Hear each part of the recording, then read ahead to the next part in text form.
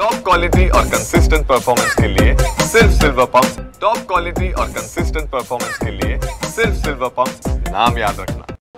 ठाकरे गटाच्या महिला नेत्या सुषमाताई अंधारे आपल्यासोबत आहेत। ताई, काय सांगाल, आज आपण प्रामुख्याने कुठकुठले विषय घेऊन राज्यपालांची भेट घेतली होती, काय नेमकं त्यांना सांगितलं?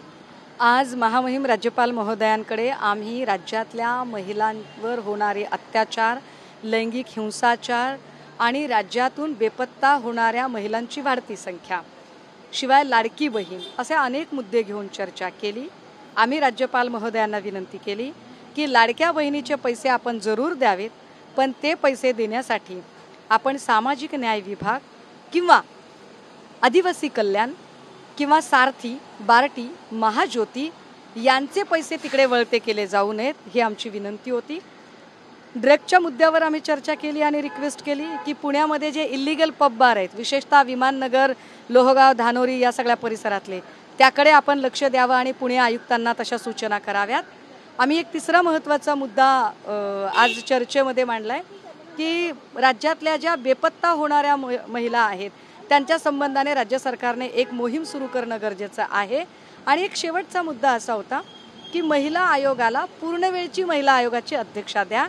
गेल्या 6 महिन्यामध्ये महिला आयोगाच्या इतर सदस्यांच्या जागा भरल्या नाहीत, विभागीय कार्यालये तयार झालेली नाहीत, तर या संबंधाने आम्ही चर्चा केली। ताई, दुसरी गोष्ट पाहायला गेलं तर ज्या वेळेला आपण गेलो त्यावेळेला काय शिष्टमंडळाला आतमध्ये सोडलं जात नव्हतं आणि काँग्रेसच्या अनेक नेत्या ज्या पुण्यावरनं पण आलेल्या, संगीता तिवारी, कुठेतरी नाराजगी त्यांच्यामध्ये दिसली, काय नेमका प्रकार होता? नाही, काय झालं की रोहिणीताई डेलिगेशनच्या वतीने बोलत होत्या।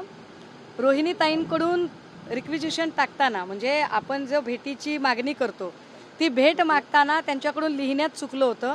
त्यांनी महाविकास आघाडीचं शिष्टमंडळ असं लिहिणं अपेक्षित होतं, त्यांच्याकडून लिहिताना फक्त रोहिणी खडसे नाव लिहिलं गेलं, त्यामुळे अपॉइंटमेंट फक्त रोहिणी खडसे अशी झाली। मी बाकीच्यांना म्हटलं की मी आज जाऊन जरा सेक्रेटरींशी बोलते। मी आज जाऊन श्री नारनवरेजी यांच्याशी बोलले, त्यांना विषय समजावून सांगितला, त्यांना तो समजला आणि त्यांनी दुरुस्ती पण केली। पण नेमक्या त्याच काळामध्ये आमचे फोन बाजूला ठेवलेले होते आणि तिथे आमच्या फोनला रेंजही नव्हती। लँडलाईनवरून फोन करायचा तर संगीताताईंचा फोन नंबर पाठ नव्हता, त्यामुळे त्यांना सांगता आलं नाही। पण आमची अपेक्षा अशी होती की सगळ्यात शेवटी काँग्रेसच्या नेत्या ज्योतिताई गायकवाड आल्या तर त्या ज्योतिताईंच्या सोबत आत येतील, पण तसं झालं नाही। पण त्यांनी इकडे काय प्रतिक्रिया दिली ती मला माहीत नाही। ताई, महाविकास आघाडीकडनं ज्या पद्धतीने हा विषय पकडला आहे, आता तुम्ही पत्र देखील दिलं, पुढची भूमिका काय असणार आहे? म्हणजे ज्या पद्धतीने आता रुपाली चाकणकर यांना विचारलं तर ते बोलतात माझ्यावरती प्रसिद्धीसाठी ही लोक बोलतात। कोण चाकणकर? मला पुन्हा वाटते काय चाकणकर कुठल्या भ्रमात आहेत? जमिनीवर या म्हणावं त्यांना, त्या अंधश्रद्धेतून बाहेर या की मी कुणीतरी द ग्रेट आहे।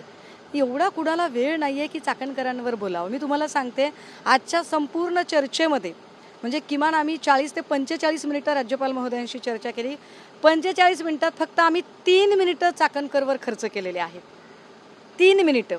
आमच्यासाठी राज्यातले इतर विषय फार महत्त्वाचे आहेत।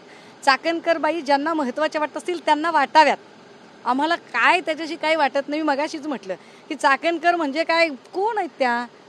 म्हणजे प्रशासनातल्या कोणी त्या मीरा बर्वणकर, किरण बेदीच्या लेवलच्या ऑफिसर आहेत का? बॉलिवूडमधल्या रश्मिका मंदानाच्या बरोबरीच्या आहेत का? राजकारणात त्या काय सुषमा स्वराजची उंची गाठलेल्या आहेत का? आहेत कोण चाकणकर? चाकणकरांनी भलते गैरसमज झटकावे आणि जमिनीवर यावं। पुढची काय भूमिका असणार आहे आपली? म्हणजे ज्या पद्धतीने समजा कारवाई झाली नाही किंवा त्यांच्यावरती कुठली ॲक्शन घेतली नाही, आता आम्ही महामहिम राज्यपाल महोदयांची भेट घेतली, अशीच आम्ही राज्याचे गृहमंत्री तथा मुख्यमंत्री फडणवीस साहेबांची भेट मागितलेली आहे। महिला आयोग सत्ता वाटपामध्ये राष्ट्रवादीच्या वाट्याला आहे, सो आम्ही उपमुख्यमंत्री सन्माननीय अजितदादांची भेट मागितलेली आहे। आम्ही त्यांना सुद्धा भेटून राज्यातल्या महिलांची परिस्थिती काय आहे त्यावर चर्चा करू। आम्ही राष्ट्रीय महिला आयोगाला मी स्वतः पत्र लिहिलेलं आहे आणि राष्ट्रीय महिला आयोगाला विनंती केलेली आहे की राज्य महिला आयोगाला वेळ नाही आहे महिलांचे प्रश्न ऐकायला, सो आपण प्रभारी म्हणून खाली काम बघावं। काही शेवटचा प्रश्न, गेले काही दिवसापासून आपल्या पक्षाला कुठेतरी गळती लागल्याचं दिसून येतं, त्याच्यामध्ये बडगुजर जे आहेत ते देखील नाराज चालतात, ते काय नाही? बडगुजर कुठे जाणार नाहीत, फक्त आता ते काय झालंय ते मला माहित नाही। मी सकाळपासून इकडे राज्यपाल भवनला होते, मी त्यांच्याशी एकदा बोलून घेते आणि मग आपल्याकडे प्रतिक्रिया देते। थँक्यू। एकंदरीत पाहायला गेलं तर कुठेतरी महाविकास आघाडी जी आहे ती आता अध्यक्षपदाचा कुठेतरी राजीनामा द्यावा यासाठी आक्रमक भूमिका घेत असल्याचं या ठिकाणी दिसून येत आहे. कॅमेरा पर्सन अमितसह सुनील जाधव, TV9 मराठी, मुंबई.